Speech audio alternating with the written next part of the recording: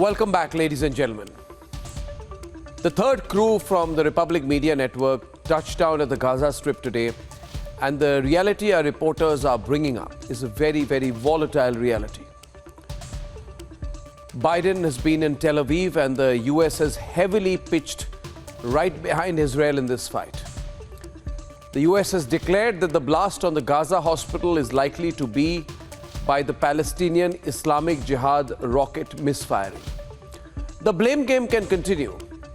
Lives are getting shattered minute by minute. But ladies and gentlemen, Ray Dalio said yesterday that anticipating a third world war emanating out of this conflict is a reality to really think about. It's not an academic assessment.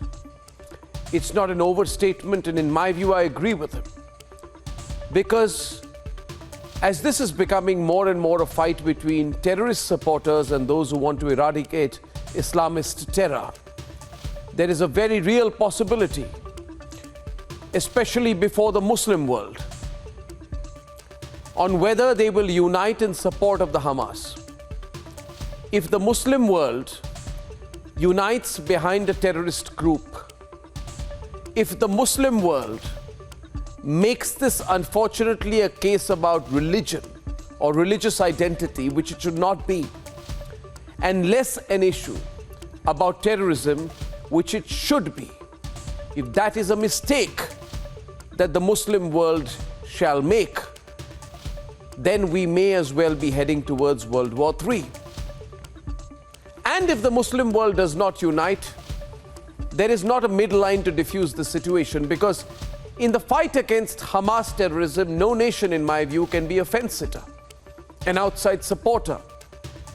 So tonight I have just three questions before we start the debate. One, can the Muslim world take on the non-Muslim world if this is heading to a World War III situation? Secondly, militarily, with such strong rallying of support behind Israel, is that even a possibility? Three, how should the Muslim world react in the given situation, given their reality economically? Most of them born out of terror support. Ladies and gentlemen, tacit or direct, will the world outside the Muslim world let this moment pass given the scale of atrocities?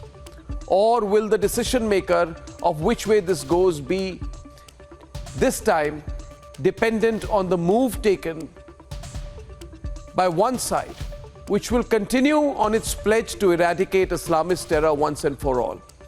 Essentially, the bottom line is this, ladies and gentlemen, there are a few things we need to consider. The first point is this.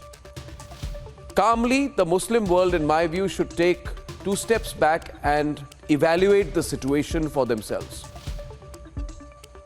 This is not a moment to rally together and support the Hamas. Terrorism affects everyone, including every Muslim nation as well.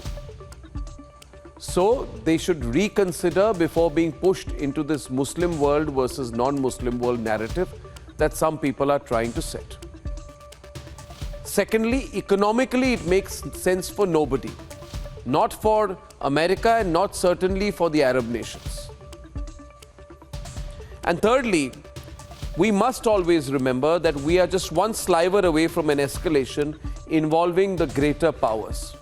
As Ray Dalio said, today it involves Israel, Hamas, Ukraine, Russia. These are the countries, according to him, which are in hot wars. History should remind us that it will take not more than a few days for other nations to get involved. My own view on this is Hamas has not done this without the tacit support of other nations. Perhaps China, perhaps Iran, I don't know. But it has support of other nations who may want the focus of the global theater to shift away from Ukraine. Certainly Russia will be a beneficiary of that. If the focus shifts away from Ukraine, Russia is a beneficiary of that because America's attentions will be diverted on two areas. So there are countries who are encouraging this tacitly and there are countries who are doing this directly. If the countries who are supporting this tacitly get involved directly, they must also think about the consequence on their own economies. which is why the Muslim world should be very careful. My fear, the Muslim world is being provoked by external players outside the Muslim world who realize the emotional potency of the situation between Palestine and Israel. And sections of the Muslim world are being egged on by certain other players in the Muslim world, but many players outside. And I suspect the role of China. And I think Putin should be careful about stretching himself as well diplomatically. Therefore, eventually, if this sparks, we're just about a few minutes away and a few days away from this sparking away. And I think this is the moment, the next few days, that we have to decide. My own take on this is Russia and China should lay off. Russia and China and Turkey and Iran should not get involved. They should let the Israelis do what they need to do. Finish the terror bases once and for all, because terrorism can affect everyone, including Russia. This is a game not to be played around with. This is not war gaming. It's very real, and Russia should realize terrorism can hit it at home as well. This is a war for all. Let's debate.